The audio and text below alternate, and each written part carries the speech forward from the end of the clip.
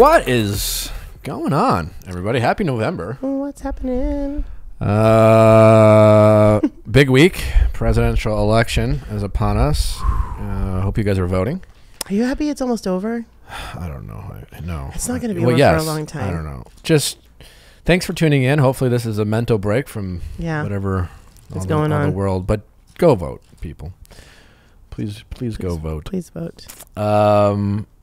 We have a great episode for you. A lot of people who couldn't figure their shit out on their own, so they called me up and I solved the problem. So it was great. We also have a fun little new merch product for you. I'm calling them breakup books. Breakup books.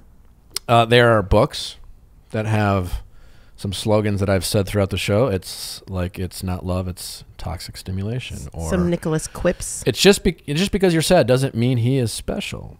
Or focus on what you control. There are books, and then they have pages of empty pages in there.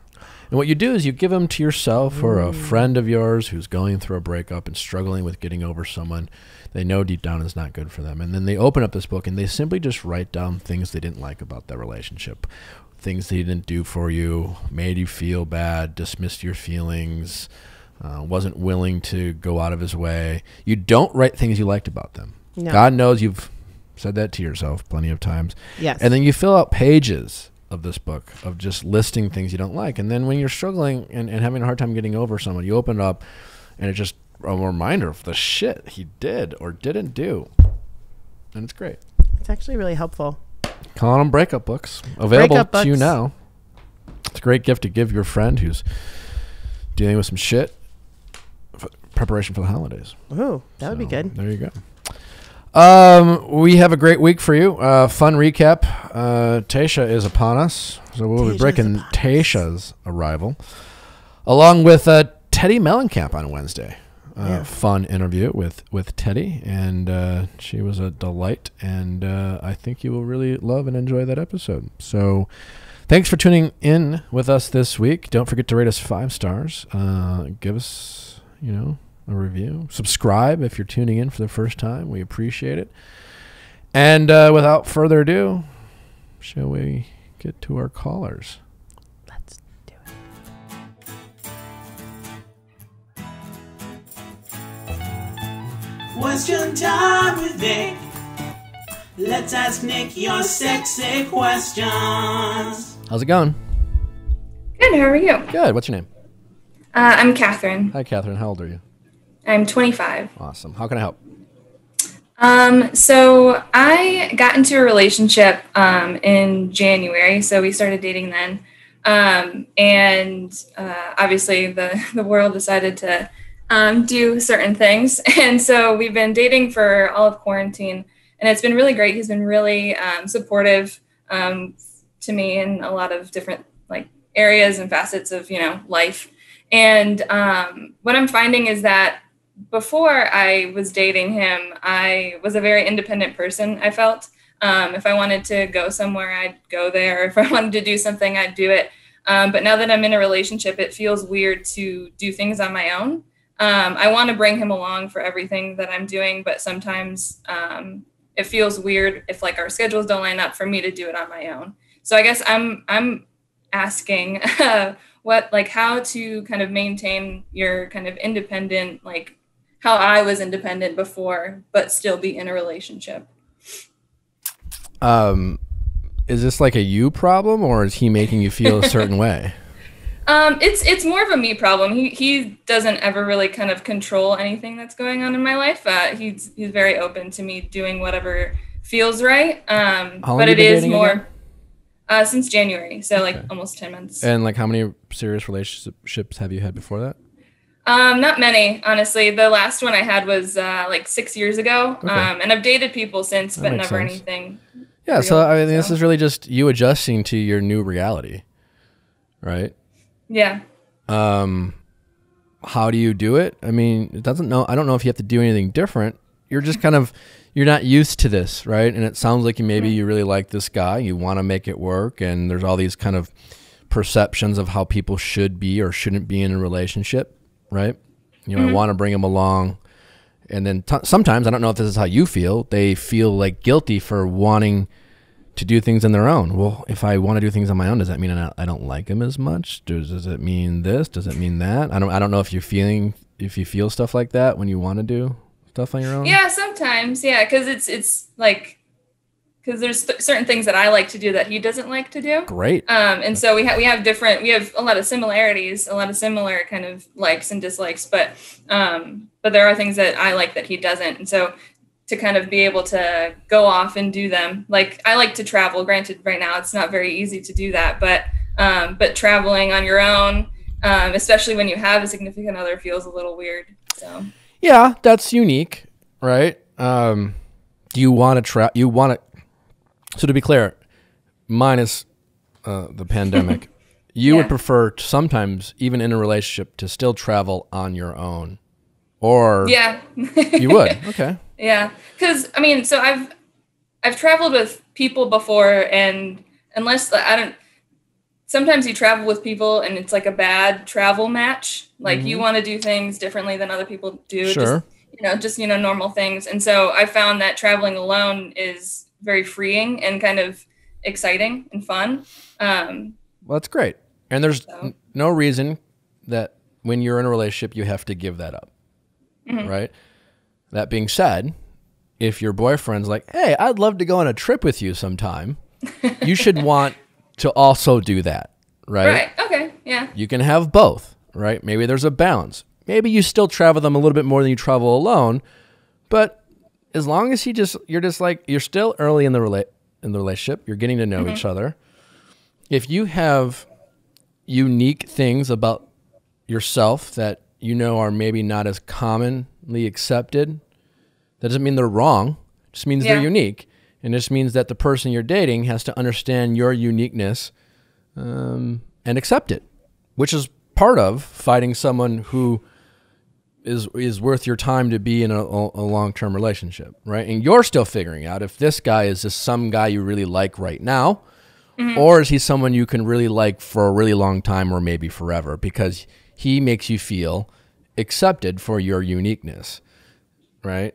Yeah. And I don't think it's also and I'm not speaking about the traveling alone, because that is unique, but like having independence is not unique. It's good that you guys like different things. It's good that he has his own hobbies and interests that don't involve you. And sometimes it's good in a relationship to combine those at times. Yeah. But it doesn't mean you have to combine everything, you're like, it doesn't matter how much you love someone, you always get sick of them at some time. Right. It's nice to have things you like to do without them so that you have something to do when you're kind of feeling sick of each other. It's normal. And for you, maybe you can go on a trip. Sometimes people could get nervous while you go on a trip. They'll have a lot of questions. It's not that it's wrong. They're just not used to it. Right? Okay. Yeah. So great time, to communicate is early on, talk about these things. Have you brought this stuff up to him? Somewhat, because we do have different hobbies. So we've spent time apart and it feels weird whenever those things come up, at least on my end, whenever he's doing them. And so I feel like he would feel weird if I brought them up. Don't assume. Don't make assumptions. Just because if something feels weird, it's a good opportunity to check in. Hey, I was feeling this way. What do you think? Don't assume it's wrong. Just ask. Every relationship's different, but people make the mistake of when something feels off, they just make assumptions for what they think their partner is going to feel and say, and then they don't bring it up. It's like, that's insane. Why would you do that? How do you know how they're going to react? Yeah. Find out. Hey, this seems weird to me. Am I off? Am I weird? How do you feel about it? How would you react is it like, I know this is probably different, but like, I do like to travel alone. Like, is it okay? I mean, I want to do this, and I can appreciate why you might think that's unique or weird, but I'm not cheating on you or whatever. There's a freeing thing. I also want to travel with you, but what do you think? How does that make you feel? People don't ask early in a relationship how things make them feel when things aren't a problem. Yeah. Okay. That's fair. Yeah. Because things aren't a problem yet. It's still great. An opportunity to ask them how things make them feel. If I did this, how'd that make you feel?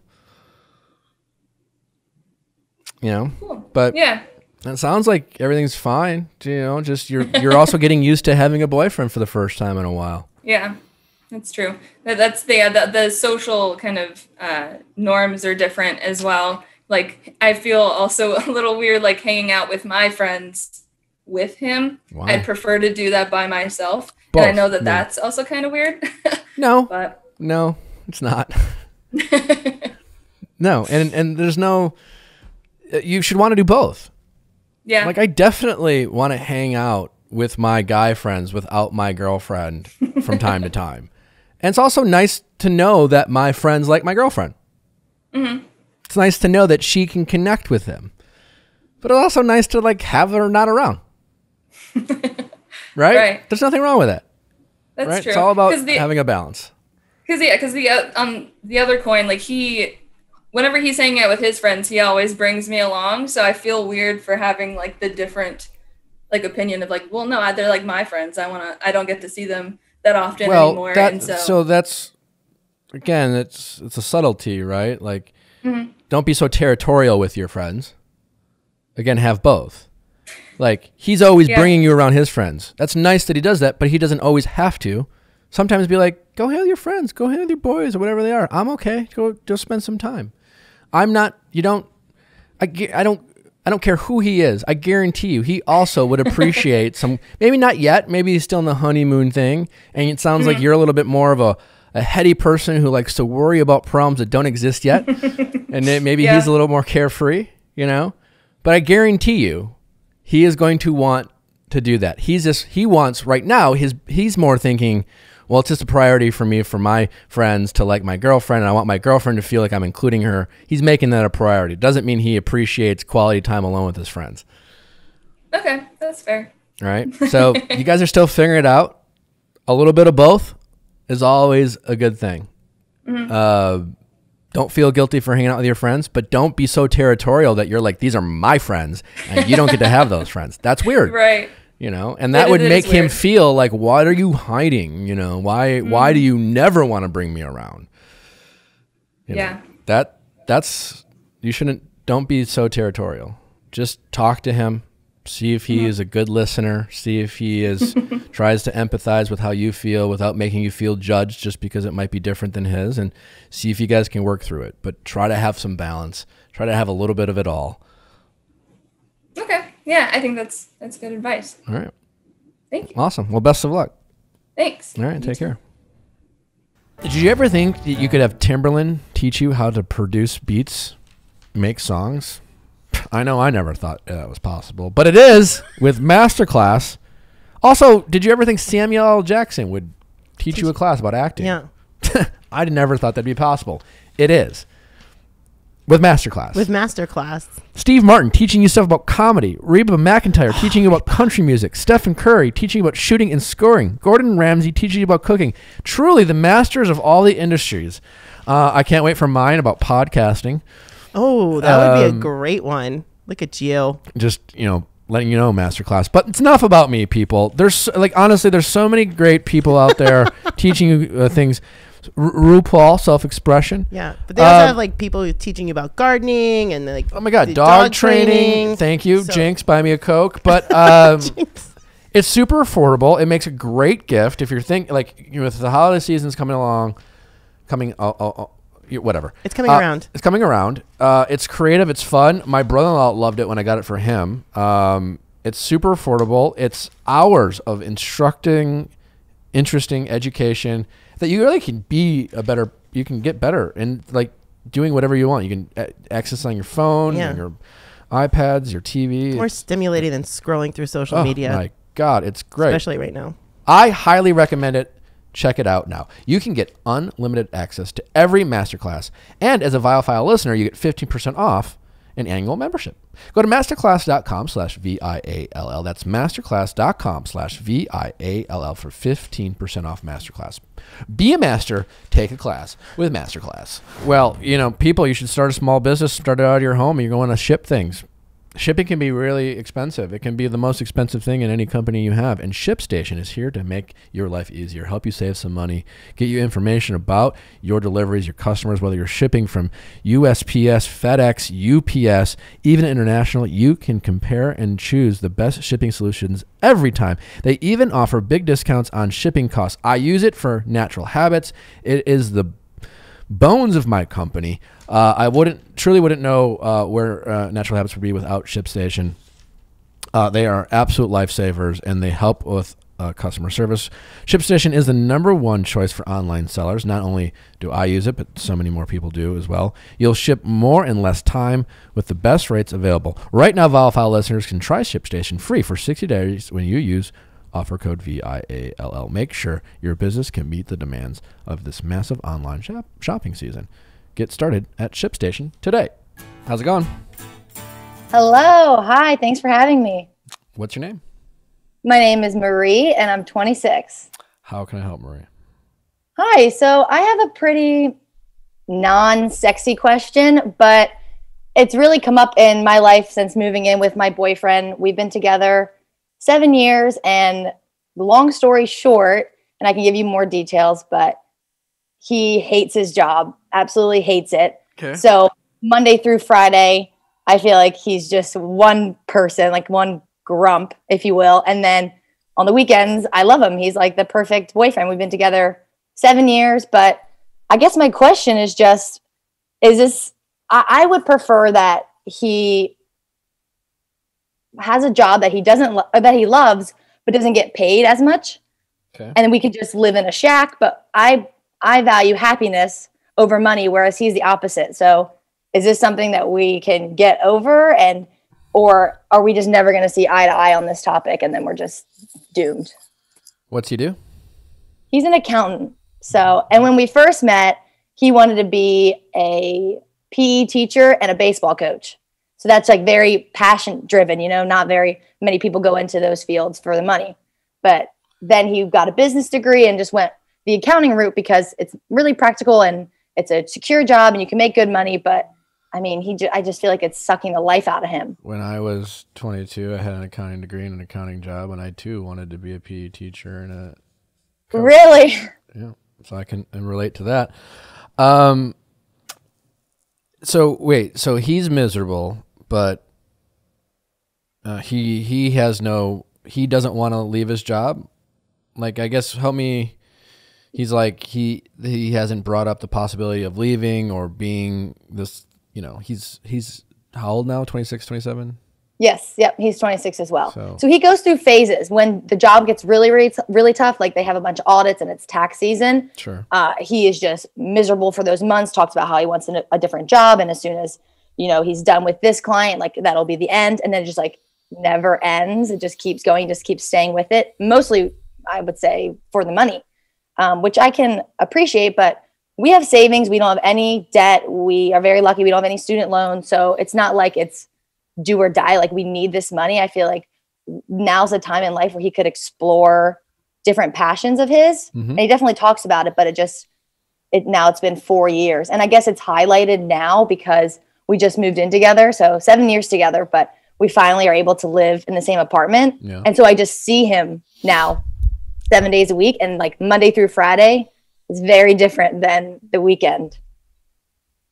Yeah, that makes sense. And like, how much of a conversation have you had with him? Like, are you just kind of seeing this behavior and now you're talking to us, or have you been like, hey, you're a different person Monday through Friday?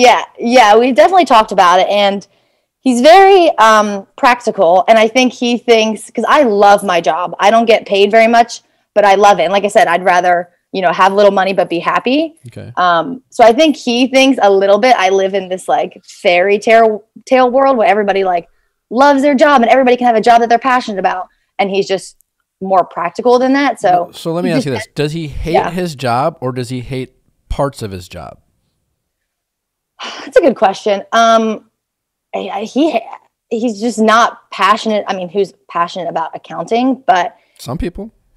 Okay, well, he's not one of those people, him either. So yeah, he hates his job, but he just thinks everybody hates their job. Well, no, everyone doesn't hate their job. Right. Some people, yeah, but there is, as you are pointing out, sometimes there are jobs where, yeah, you make a little bit more money because, as you were kind of pointing out, the average person,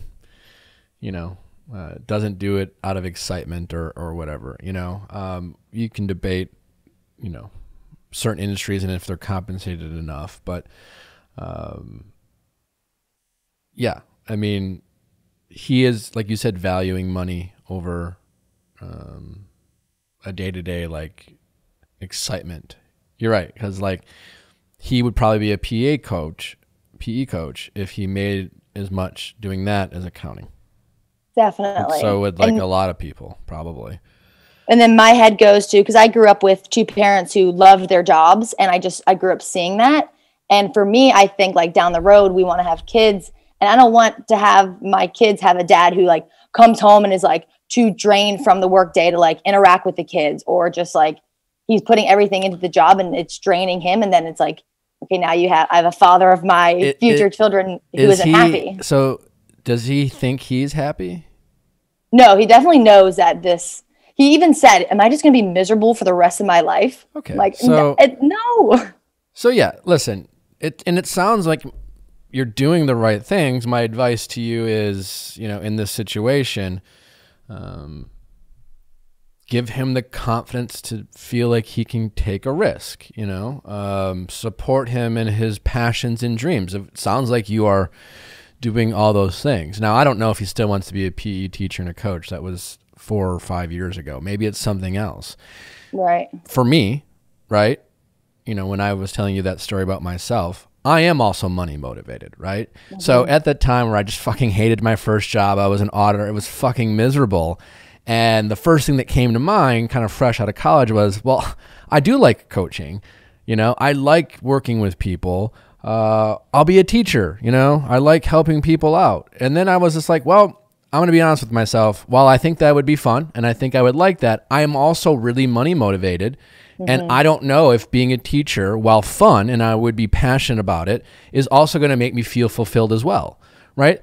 There's other, you don't want to, people who say, well, they're money motivated, it sounds shallow or sounds like, like the way you describe, I just want to be happy and fulfilled and have a passion for my job. And I don't care how much. That sounds so noble and great. Right. But people have a right to like, be money motivated, it makes them feel fulfilled. That's, and you can't necessarily discount that. So what I'm saying, maybe for your boyfriend, it doesn't have to be one or the other. Stop having him talking these black and white. It's not being a teacher or being an accountant. There's a million jobs out there. And maybe you keep doing what you're doing and really sit down with him and say, like, listen, you're not happy. And we aren't married. We don't have kids. We still have a ton of flexibility and freedoms in our lives. Right. And I support you in trying to figure out maybe doing something else. Mm-hmm. You're an accountant. You can always be an accountant. You can leave this industry, and while you might take a slight step back in his career path, and I don't know if he's working for like a firm or he's on track to be a partner, he can make up for lost time. He can leave the accounting industry for a year or two and try something else and say, hey, I shot my shot. I tried this, but you know what? I missed accounting. I missed the passion. And he could his next employer. And maybe that costs him 3 or 4 years on the partner track. But what the fuck's the difference between making partner at 32 and making partner at 37? Not much in the grand scheme of things. That's a really good point. It's a little bit of money, right? Mm-hmm. But at least now he knows, maybe he'll appreciate accounting a little bit more. I don't know, right? But you're right. Like, now is the time for him to take some risks. And it sounds like, again, you're doing the right thing. Just make him feel like you support him and do this as a team. And, in the meantime, where you guys are making maybe a little less money in the short term, that's fine. In the grand scheme of things, like, you have to balance all the things that make you happy. If money is one of them, that's great. But as your boyfriend is realizing, it's not everything.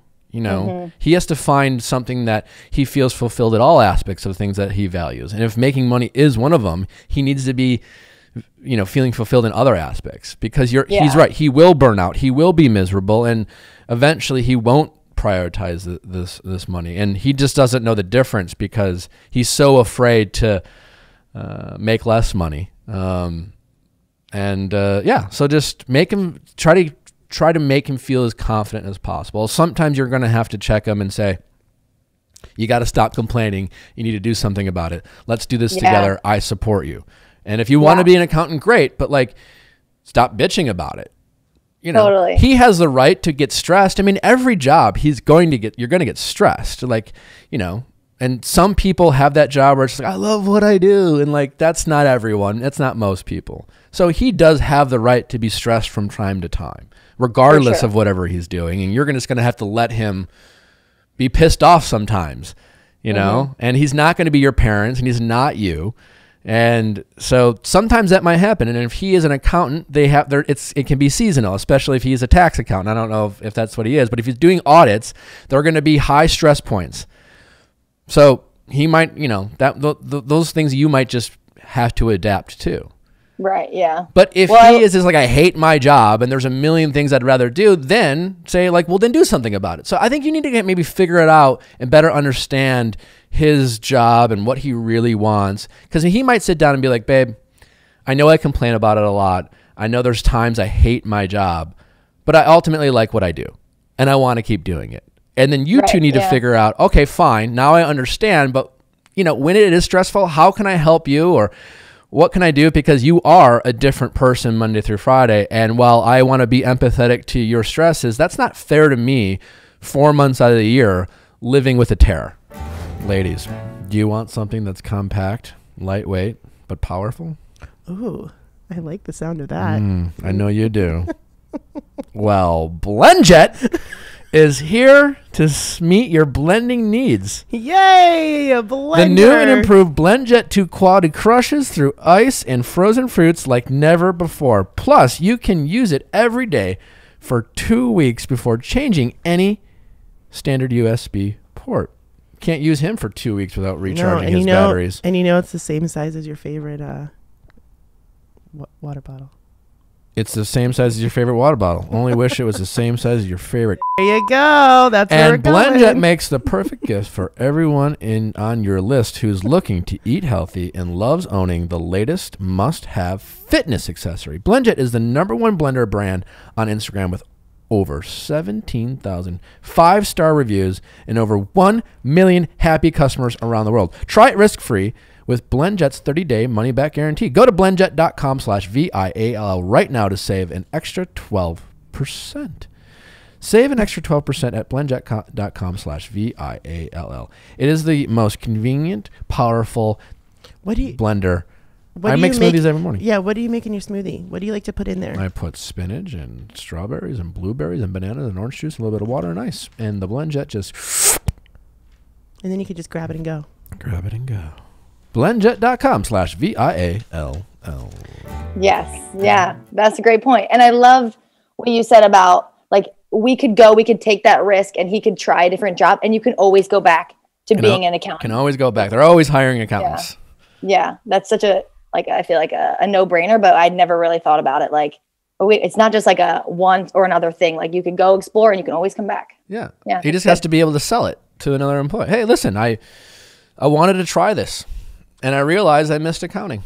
And listen, there might be a couple employers where like, well, I don't like that, but someone will hire him. He'll be fine. If he's a hard worker and if he's dedicated, he will get back on track or whatever it is. Like, and then for all the people who are your age, or 23, 24, 27, 30, 31, like, don't be afraid to take those risks. You'll figure it out. Bet on yourself. If you are a hard worker, if you are money motivated, you will find a way to make money. And it sounds like he is a hard worker and it sounds like all these things. So I'm not worried about your boyfriend figuring it out. It just might not happen at an age or a timeline that he told himself he was going to do at 22. Right. Yeah. But at 35 and 37, he's going to want to be at a place where he is feeling more fulfilled and it's more than just money. Right. Yeah. Well, that's great. That's really helpful. And even in the most like perfect job, I'm not like delusional. I know that there's ups and downs and there's frustrations. I just want at the end of the day to him to be passionate about it or You know, well, that's the thing you need to be careful about. You can't expect him to be as passionate about anything as you are about the things that you're doing. Yeah, that's true. That's true. Don't make that mistake to, you know, that's how you value those things, not him, you know, like. Yeah. You're right. That's not fair. Like, you should love what you do as much as I. What? Huh? Like, no. Like, again, he's prioritizing different things. You don't relate to being as money motivated as he does. That doesn't mean that's wrong for him to like that. Yeah. Thank you for checking me. That's true. That's good. All right. Well, best of luck. Thank you. I appreciate it. Thank you for your help. All right. Take care. How's it going? Hi, thanks for having me on. My name is Jill, and I am 34 years old. Hi, Jill. 34. Hi. How can I help? Hi. So I have a question for you. So I'm Jill. I'm 34, like I said, and I am an ex-stalker on social media. So you're a what? I am an ex-stalker on social media. Like you used to stalk people and now you don't? No, like I stalk my ex-boyfriends on social media. Gotcha. Okay. You're an Got ex. it? So you currently do this to people I currently you form. Stalk. Okay. Yeah. All right. I currently stalk ex-boyfriends. Okay. Okay. And so I don't think I'm alone in this. And I just kind of wanted your perspective on why you think women do this, why I do it personally. A little about me. I have been single for about 3 years. Prior to that, I was in a string of relationships. Some were serious, some weren't. And for me personally, I guess like sort of around like that peri 30-ish, when there's like pressure to get married or do the other thing, I decided to do the other thing. And so I don't know if that's why I do it, because I'm stalking people that chose the alternative, or I could have chosen that alternative, or what, but I don't know. Are these relationships that you're ending, they're ending, combination of both? Combination, but mostly I'm ending. Mostly you're ending. Yeah. Yeah, I'm ending them. I am ending them. Okay. And then after you end them, you like to check in on them to see like if their life is going better or worse without you? I don't know. Like, I'm just like, oh, I wonder what they're up to. I never talk to them anymore. Maybe I should take a look. And then I check in and I'm like, okay, cool. That's what they're doing. Great. I don't talk to them. I don't. Well, how bad is this? Like, I mean, have I like, you know, some girl I dated briefly or whatever pops in my head. I'm like, just check in. Stuff pretty hot. Great. Oh, she's dating someone. Have I done that? Sure. I don't do it. That's what I do. Yeah, but I don't do it at the point where it's like I feel like it's a thing or an issue or an obsession or on a regular basis, or it's I'm not reacting in a way. Like, so is this something that you intermittently do from time to time, or you feel like it's kind of a problem? No, I feel like it's gotten to be more of an issue during lockdown. Okay, so you're bored. That's what I think. Yeah.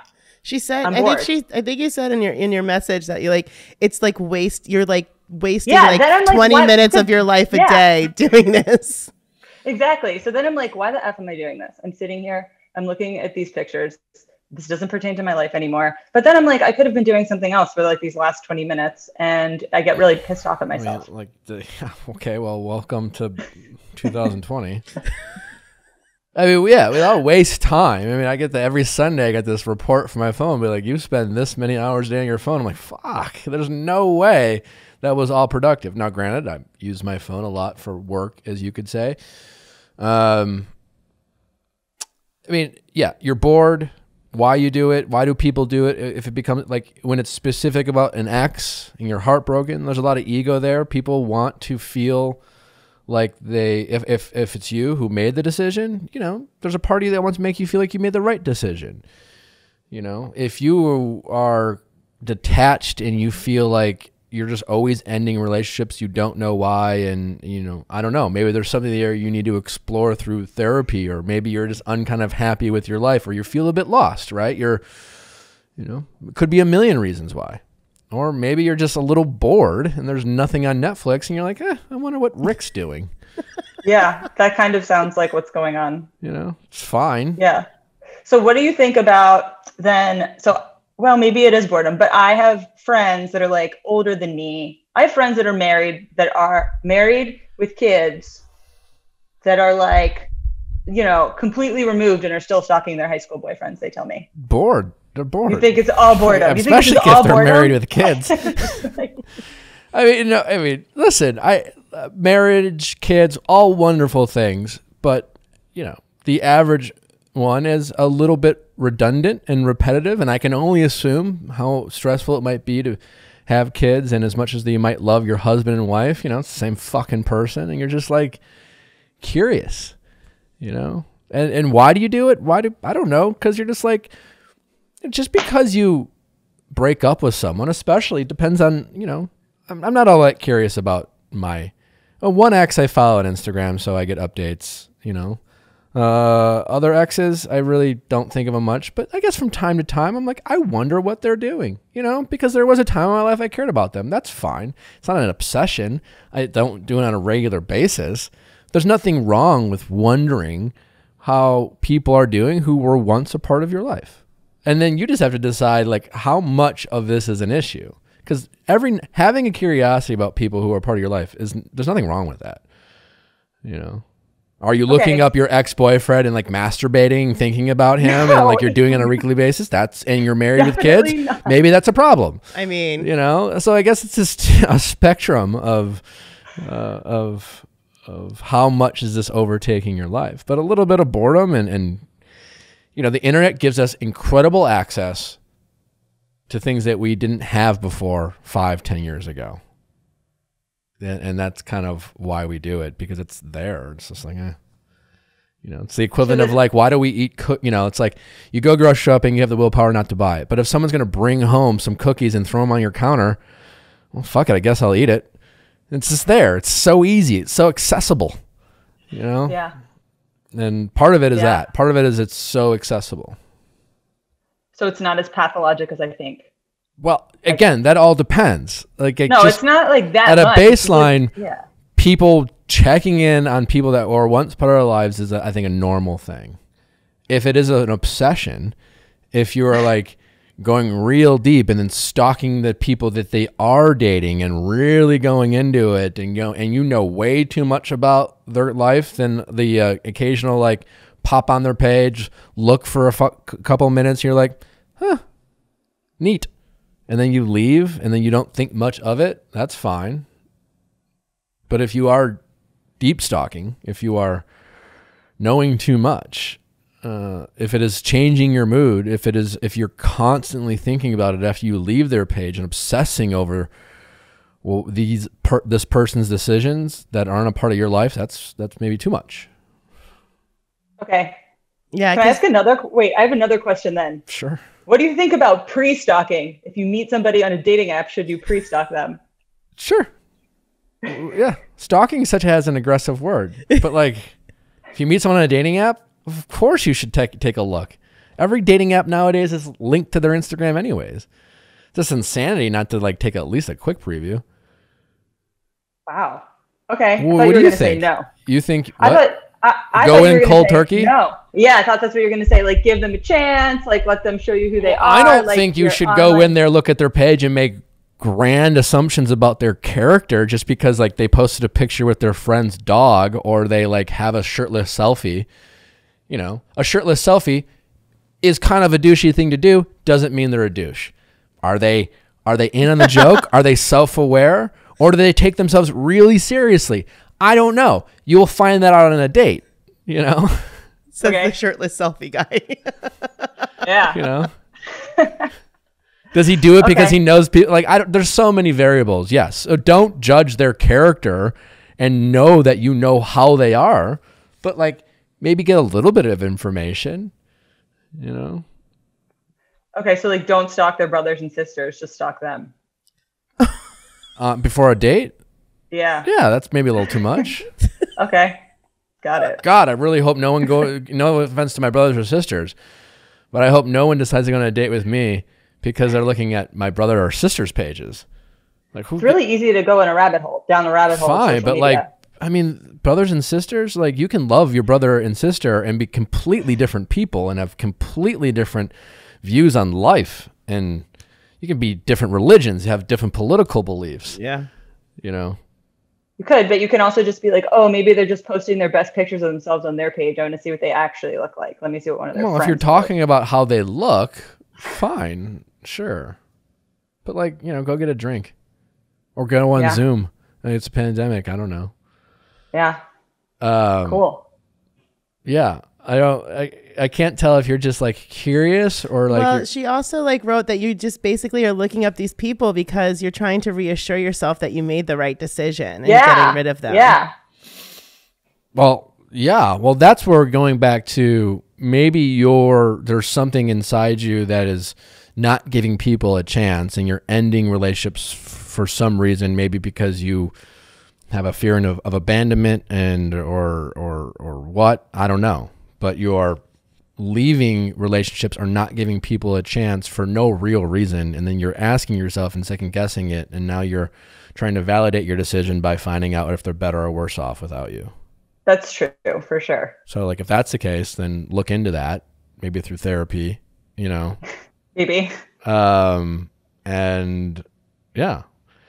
Yeah, it sounds like there's something more because you're wondering. No, it's really it. It's just like really annoying. And sometimes like when I waste so much time but it is, you know what it kind of is it kind of makes me feel like a bad person when I do it. And I'm like, that was so stupid. Why did you do that? Like, leave them alone. Leave that person alone. That's what I feel like. After people you end the relationship? Well, what are you doing? Yeah. No, when I stalk them, I'm like, leave them alone. They're happy. Like you don't need to stalk them anymore. Leave them alone. Like it makes me feel bad about myself a little bit. Like I'm a jerk. Sure. Well, you're judging yourself by trying to judge them. Because ultimately you're looking at them to make yourself feel better or worse about your own decisions. Right. So look into that. Okay, I will. Yeah. You're struggling with something about your decisions that you make when it comes to your love life. I don't know what they are, but it sounds like you're avoiding connecting with people. That's interesting. You might be right. I'm kind of guessing based off the little information that I have, but you're definitely second guessing yourself. I don't know why. Yeah, I don't know either. I think so though. I think you're right. Have you ever gotten therapy? Yeah, not for a while, but yeah. Give it a shot. Try it out again. You know? Yeah, maybe I will. That sounds like a good idea. What are your biggest challenges in your dating life right now? My biggest challenges in my dating life. I don't know. I mean, this like pandemic is kind of hard to date in a little bit. It's still pretty fun though. You can still find ways to date people. I just think that it's like hard to, when you are like, when you've sort of like created a really nice life for yourself and you have made all of that stuff for, you know, you've created your own life as like an independent person and into your mid 30s, it's kind of hard to see if you can fit somebody else in. And if you're willing to give up everything you've created for yourself to make room for someone else, are they worth it? And are they going to take away from it? Well, worth it is kind of a tricky way to describe it. You know, they're just a person. It's not like they have some sort of. Worth it is whether you like them or not, you know, and are they going to take away from it? I don't know. Find someone who appreciates all the things that you've built for yourself and doesn't ask you to stop being you. Right. Yes, that's true. Yeah. I think there's like an expectation. I don't know how to word it. I don't want to like come off rude. So I don't know how to word it. Give it a shot. It's just like hard to find somebody that's like your equivalent.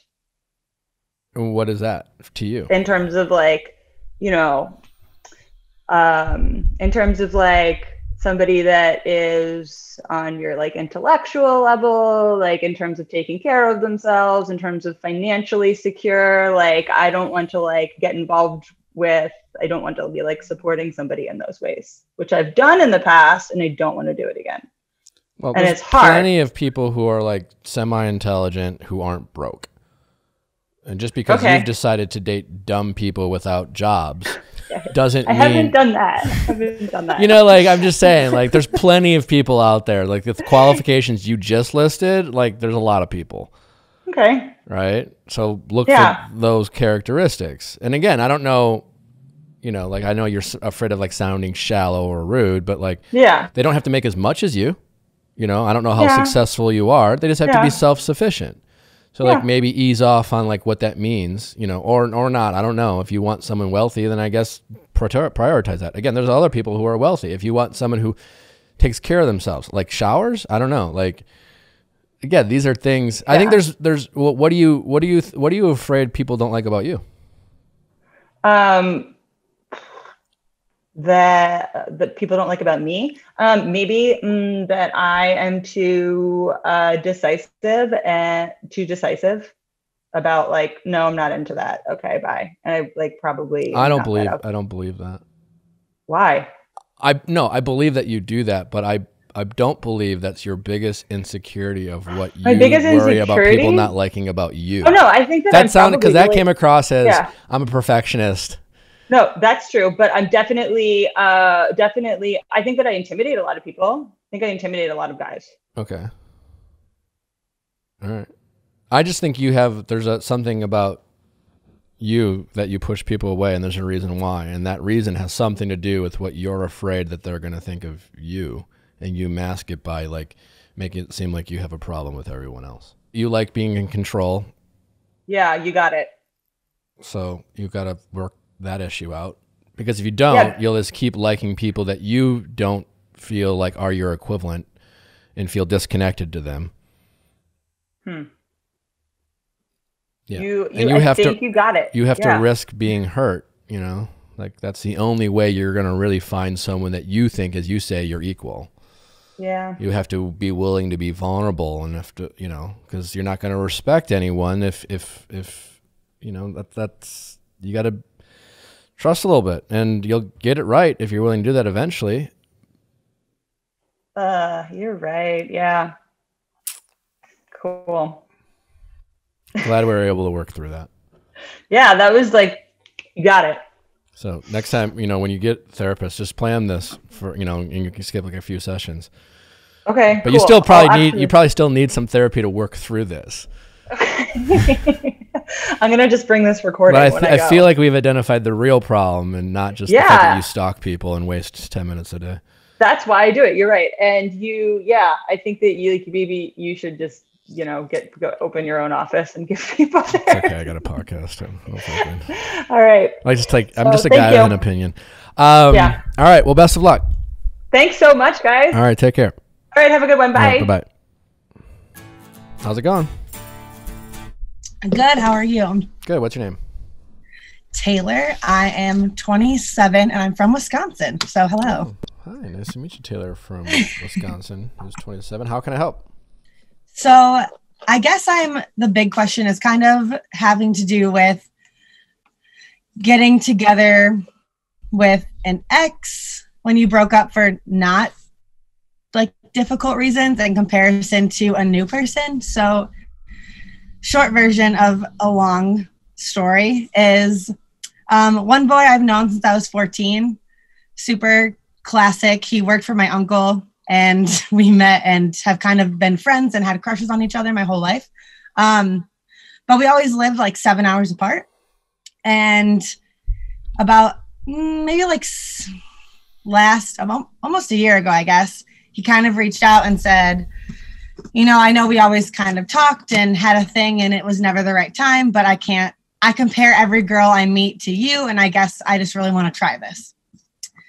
So he came down to visit me. We talked. I was into it. So we're like, well, let's not rush into things, but let's try this. When I lived in Milwaukee for grad school, I dated a boy. So it's been like 3 years ago.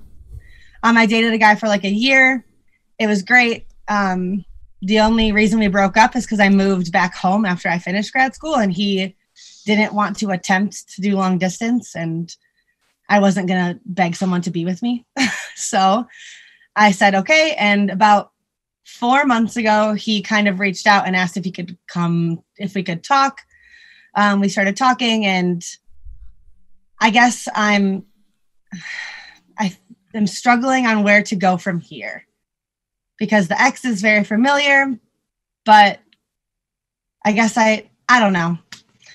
That's moral of the story. So you have two guys in your life that you refer to as boys. I know. They're both basically 30, so I guess that's probably not a good sign either. I mean, I don't know. And well, I guess where is thing with the guy you've known since 14, and where's you did date? We never put a title on anything.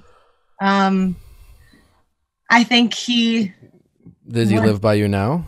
No, we live about 4 hours apart still. Okay. And then the other guy you dated when you were in Milwaukee in grad school, and then you moved back home, and he didn't want to do long distance, and things are where now? He reached out a few months ago and asked if I would be like open to considering getting back together. I was like, I don't really know what that means. Open to the idea of possibly seems very like far into the future. So I kind of called him out on that. Okay, but what did you say then? I said I wouldn't say no, but I guess I need to make sure that like the same reason we broke up is still a thing. So what does that mean? You broke up because of the long distance. Yeah. Okay. Which it was really only an hour, but I guess. What did he say? He said that he doesn't feel the need. He's now more open to moving, or if I am, and he just. What's an hour away? I mean, like that's not that big of a deal. So like. That's what I thought, but. How long did you guys date for? Well, I guess I only pointed out because he doesn't have to like decide to move right now. Yeah, exactly. I agree. And did you tell him that? Yes. And he said. Well, I guess I wasn't even willing to try it because I felt like you moving away was you giving up on our relationship. And then you said? I said I wasn't, but as soon as we talked about me moving away, you turned into a asshole. And then you like didn't make me want to be with you because for the last like 3 months I lived there, he just like pouted. Okay. A child. And then where's the other guy coming in now? He's still, I think he would like want to date officially, but I feel like, and things were heading in that direction. But when my ex came in, now I feel like I can't get him out of my head. So I guess that's my question overall. Which is what you should do? Kind of. What do you think you should do? My thought process is if I'm this torn, then I probably should just stop talking to both of them. But I think that's just me running away to not solve a problem. Well, it sounds like to me that there's more information potentially to be gathered in both these situations. And then you just have to decide which of these situations you can't, you probably shouldn't do both at the same time because that's confusing for both people. Right. But it sounds like maybe there's potential for both of these. And you just have to decide right now which one you are willing to get more information out of so that you can make a more accurate determination for yourself. Like, because right now it sounds like you don't have enough information to make a determination on either of these relationships, which is fine, right? You need to get more information. So you need to spend time talking to either of them or one of them, but probably not both of them at the same time because that will just confuse you. Yeah, I think that's how I feel now is that the one that I've known since 14 didn't want to rush things because I think he knows my somewhat fear of commitment and was open to going slow. And now I think he's like there. And I don't know. I think part of me feels like I'm interested in the ex more. And then I also question, am I more interested in that though? Because it's a way out of something serious right now. Who do you know most about in terms of the relationship with that person?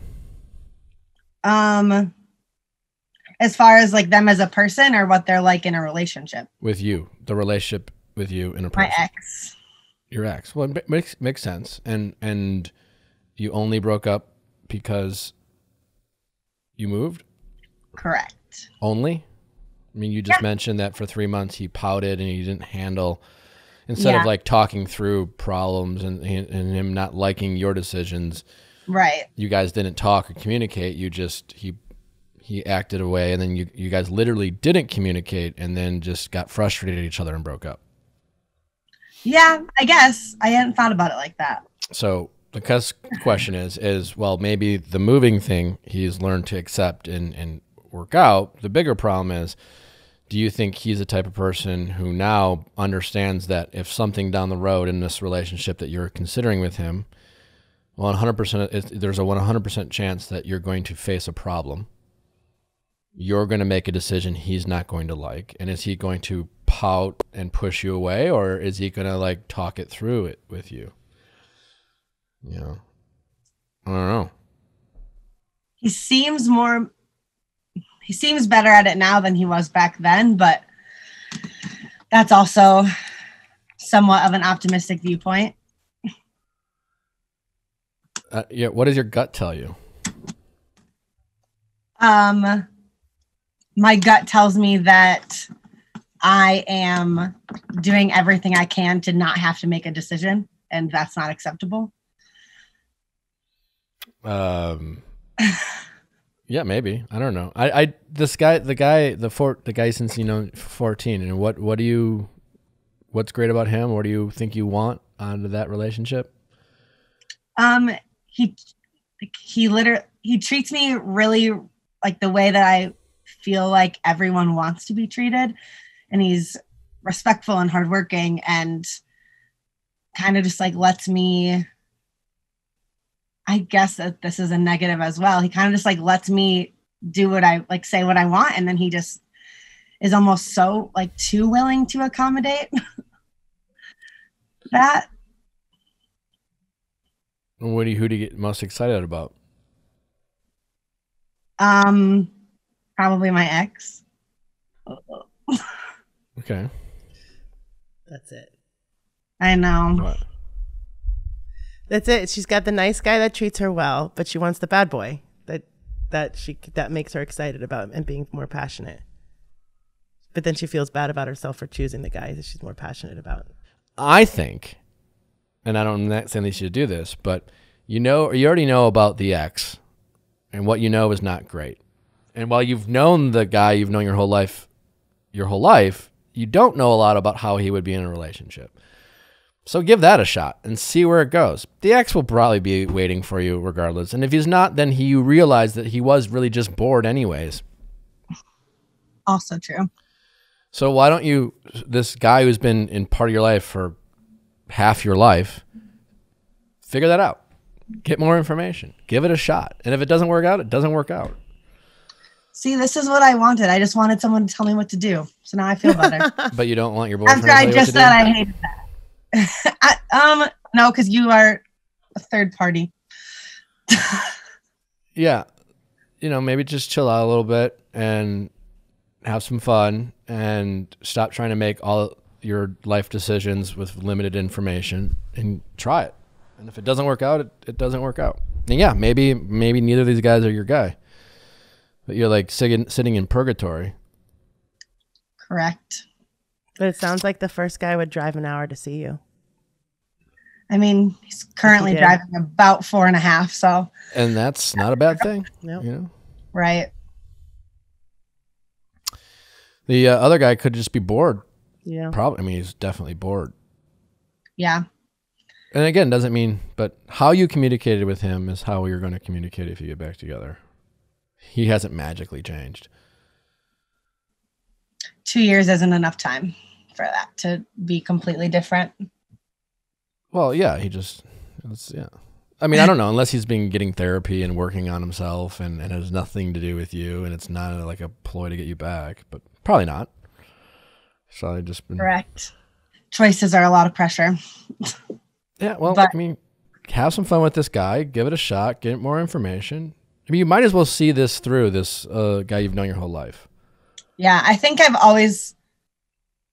for him, he's always said that, like, he doesn't know if he needs to see if this isn't going to work before he moves on. And it's kind of always been his phrase. And there you go. Just give him a shot. I mean, and unless there's some magical thing about the ex that you're like, I mean, for 2 years, you were pretty much fine without the ex. And then he reached out probably out of boredom and was like, hey, would you consider getting back together? And you're like, you still liked him, and you were probably bummed that he left, and it felt good that he wanted you back.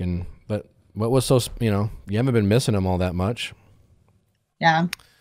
I've definitely thought about him over the 2 years. No, I get that. I'm not saying you forgot he existed. I'm just saying you've been fine.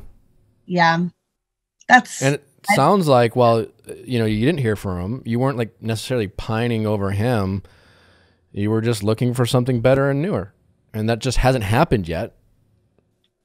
And then he reached out at a vulnerable time where you were anxious about settling down. So you're probably considering him a little bit more than you otherwise would, if you weren't as bored, or if quarantine wasn't happening and you were meeting more people, he would seem less appealing. He would, for sure. It's like, he's a leftover in the fridge and you're hungry. It's like, okay, well, it's not what I prefer to eat, but it'll fill me up. It's a pretty accurate description of it. What? Now that you say it. You're just like, I don't know where you come up with these analogies, but they always work and they're always good. Usually food related. They're always food related. But that's a good one. Makes me laugh so hard because one time I called him frozen pizza to one of my friends. Yeah, frozen pizza. Perfect. He's kind of like a frozen pizza. Like, he's always good, but you're just kind of like, is that actually what I want right now, or is it just there? Yeah. Yeah. So there you go. 2-year-old analogy coming in clutch, I guess. And maybe the other guy is this really great, delicious dinner that you just haven't really, it doesn't necessarily look appealing on the surface, but when you dive in, stop doing nothing and stop giving in to your fears. More so just making a choice before I just sit here and think about making a choice. Well, again, now that we're finding out more, I don't know if you have as much of a choice as you say you are. It's like, again, I guess you have choices, and your choices is to not like get into your like insecurities and fears. Yeah. It's like you're being lazy. You open the fridge, keeping the analogy going. You see the leftovers. You don't really want to eat it, but you're really hungry, but you also don't feel like going to the grocery store. Pandemic, there's a line outside the grocery store. You got to, put your mask on. You're like, I don't know. I got to get in my car. And like, I'm wearing sweatpants, but like, just fucking go to the grocery store, start shopping. It's an inconvenience. And then when you get back, when you have gone to the grocery store, you'll be happy you did, because when you eat that meal, you'll be like, oh God, this was way better than that shit in the fucking meatloaf that I didn't really want to eat, or whatever the fuck it was. So that's what's going on with the ex, probably. He's just he's just leftovers in the fridge, and you don't feel like going shopping. True, and I do. Maybe this other guy you don't really know that's available, and the other guy you've known your whole life is the thing that you've never had before. It's been sitting on your shelves. Your friends tell you it's good. You don't really know, but it just doesn't seem that appealing to you. You don't know why. You're just not into it. And sometimes those things turn out to be amazing, and sometimes you're right. You're like, nope, I definitely didn't want that. So fucking crack open the can, take a sip, and like see if you want it. And you'll probably end up having to go to the grocery store. True. I feel better now that I'll just do something instead of thinking about or dreading doing something about it. Yeah, but as far as the guy you've known your whole life, give it a real shot. Try. And and it sounds like he's willing to try. He's not asking for promises. He's asking to see it through. So see it through. Spend the next couple months really trying. Give it to the end of the year. And just be honest with him. I have my reservations. I don't really know. This is how I feel. I feel like we've been like, but I'm willing to try. Make no promises. We can end up hurting each other. Great. Fine. Life is life. Yeah. And then you can stop wasting each other's time. That is what I feel like I've been doing until basically right now. like putting off making a decision. And then I felt like the longer I did that, the worse it was going to be. Great. So stop talking to the ex. Great. Yeah. We solved that problem. Yeah. You'll know as soon as you get into it with this guy. Even if you've known him for a long time, you'll know as soon as like all the nice things happening that you're supposed to feel a certain way when nice things are happening, whether or not you feel that certain way.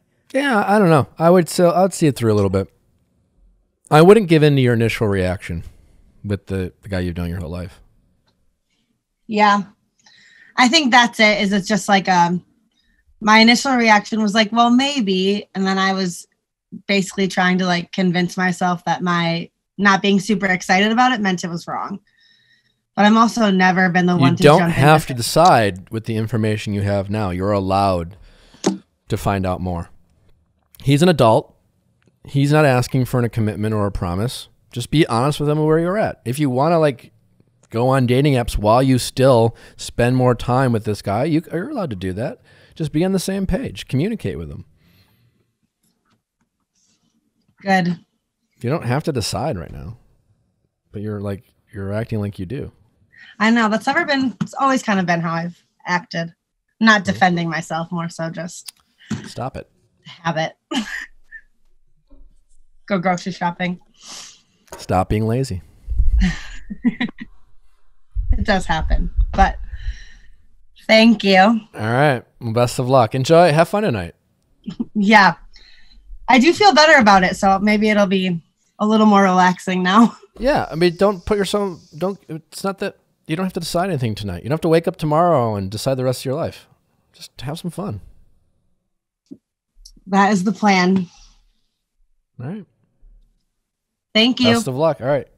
Bye. All right. Bye-bye. Thanks for sending in your questions. Yes. Keep sending them in. Ask Nick at cassmedia.com. Cass with a K. Don't forget to rate us 5 stars. And until then, we'll see you next time.